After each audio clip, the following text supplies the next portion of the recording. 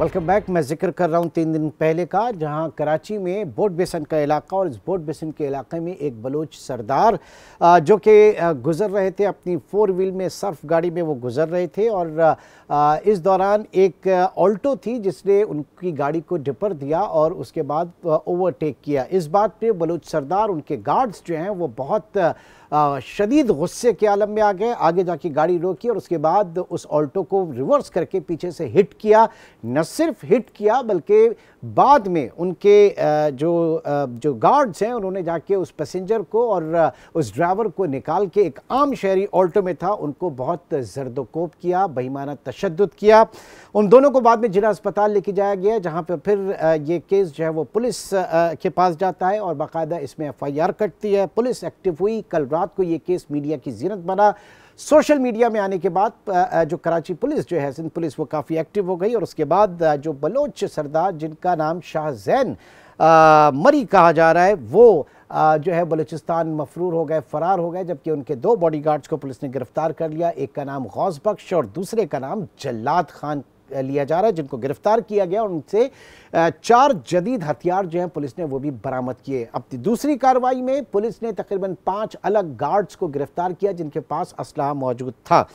बात सारी है कि ये जो बिगड़े नवाब, बिगड़े रईसजादे हैं, ये इस वक्त आवाम के लिए सिक्योरिटी थ्रेट बन रहे हैं। मुआशरा कहाँ जा रहा है, एलीट क्लास अपने बच्चों को क्यों लगाम नहीं डाल पा रही, इसके ऊपर मैं बात करूँगा। हमारे साथ इस वक्त सोशल एक्टिविस्ट, समाजी कारकुन प्रोफेसर डॉक्टर जावेद इकबाल साहब मौजूद हैं। डॉक्टर साहब, बहुत शुक्रिया आपके वक्त का। और उनके साथ साथ एडवोकेट फहद बलोच जो कि माहिर कानून है, वो भी मौजूद हैं। फहद बलोच, आपका भी बहुत शुक्रिया। डॉक्टर साहब, मैं आपकी तरफ आऊँगा। पै दर पै इस तरह के वाक़यात जिसमें एलीट क्लास जो है, उनके बिगड़े बच्चे जो है वो एक बड़ा थ्रेट बनते जा रहे हैं आम शहरियों के लिए। मुआशरा किस डगर के ऊपर जा रहा है डॉक्टर साहब? जी, बहुत शुक्रिया। इसका सीधा जवाब तो ये है कि बहुत बुरी डगर पर जा रहा है और उसकी वजह यह है कि हमारे पिछले कुछ अरसे से 20-25 साल, 30 साल से हमारे यहाँ जो वैल्यू सिस्टम है वो बहुत डिटीरियोरेट हुआ है। हमने पिछले 30-40 सालों में जो सबसे बड़ा गुनाह किया है मुआशरती तौर पर, वो ये किया है कि हमने पैसे को पहली कदर के तौर पर मुआशरे में इज्जत के लिए सबसे बड़े मेयार के तौर पर इंट्रोड्यूस कराया है। लिहाजा हर आम शख्स जब देखता है तो मुआशरे में बस उसी की इज्जत है जिसके पास पैसा है। अगर आप आज कह दें कि जो सच बोलने वाला होगा वो बाइज्जत होगा तो सब लोग सच बनने की कोशिश करेंगे।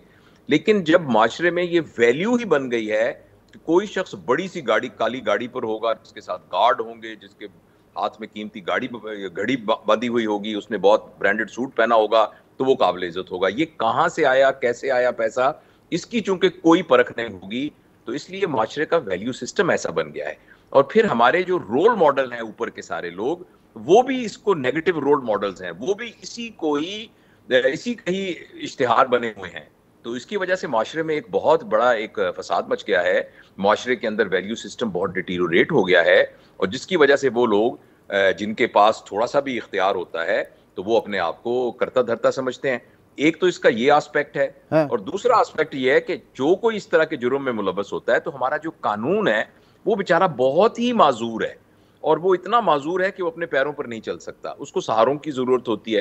लिहाजा ऐसे कितने वाकयात हुए हैं जिसमें तमाम एविडेंसेस मौजूद होते हैं, तो या मैनिपुलेट करके या किसी तरीके से रसूख इस्तेमाल करके जो जुर्म करता है उसको सजा मिलती ही नहीं है। और जो वो शख्स जो किसी को मार के भी जा रहा होता है तो वो जेल में ऐसे विक्ट्री का निशान बना के जा रहा होता है और सब मीडिया उसको कवर कर रहा होता है। तो ये टू प्रॉन्ग प्रॉब्लम है। एक तरफ तो हुकूमत की और इदारों की बड़ी वीकनेस है कि वो अपनी रिट को कायम नहीं कर पाते और कानून जो है वो बहुत ही बेचारा लागर सा हो गया है। और दूसरी तरफ जो है हमारा तरबियत का निज़ाम है जिसमें सारी वैल्यू सिस्टम अपसाइड डाउन हुई है।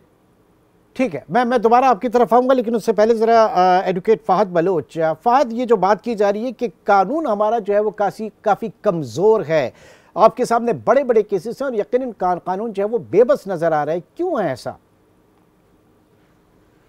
सर देखें, सबसे पहली बात तो ये है कि ये बेबस इसलिए है क्योंकि जो कानून नाफिज करने वाले इदारे होते हैं या कानून के रखवाले होते हैं, अगर वही पैसे को सबसे पहले, अभी सर ने जिस तरह बात की कि पैसे को वैल्यू दी जाती है यहाँ पे, तो जब वो पैसे को वैल्यू देते हैं और सच्चाई को वैल्यू नहीं देते तो इस तरह के वाकयात रूनुमा होना शुरू हो जाते हैं।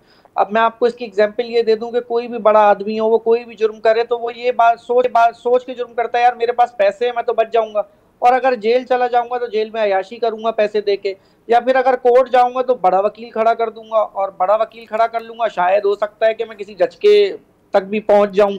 तो ये जो वाकयात होते हैं वो इसी वजह से होते हैं। अब आप ये जो हमारे सामने आपने वाकया देखा ये बोट बेसन पे जो कल हुआ, तो उस वाकये की जो सीसीटीवी के बाद जो है वो एफआईआर काटी गई है, और उससे पहले वो बेचारे एफआईआर के लिए दरबदर घूम रहे थे।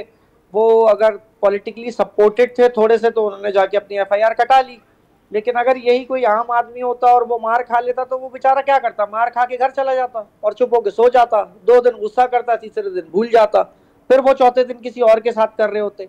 और देखिए आप यहाँ पे कि सिक्योरिटी गार्ड्स को पकड़ना ये कोई हल थोड़ी है। आप सिक्योरिटी गार्ड्स को पकड़ के बहुत बड़ा जो है वो आपने कारनामा कर लिया, सिक्योरिटी गार्ड्स को क्यों पकड़ा आपने? उसके साथ वो जो 2 लोग हैं और मजीद एक वो खुद और एक उसके साथ एक और आदमी है, उसका तो पता ही नहीं है वो कौन है जो सबसे पहले थप्पड़ मार रहा है लड़के को, उसके बारे में तो कोई जिक्र ही नहीं कर रहा। और वो सिक्योरिटी गार्ड पकड़ के खुश है कि हमने कार्रवाई कर ली है, सिक्योरिटी गार्ड पकड़ लिए, बहुत बड़ा कारनामा है हमारा, और जो करने वाले हैं वो भाग गए, और सिक्योरिटी गार्ड भी क्या थोड़ा टाइम गुजारेगा, वो भी बेल पे रिहा हो जाएगा, या फिर अगली पार्टी को प्रेशर कर दिया जाएगा, बस और क्या होगा इससे ज्यादा। ठीक है, हमारे साथ डॉक्टर इकबाल भी मौजूद है और एडवोकेट बलोच भी मौजूद हैं। एक छोटे से ब्रेक की कॉल है, ब्रेक के बाद दोबारा कंटिन्यू करते हैं।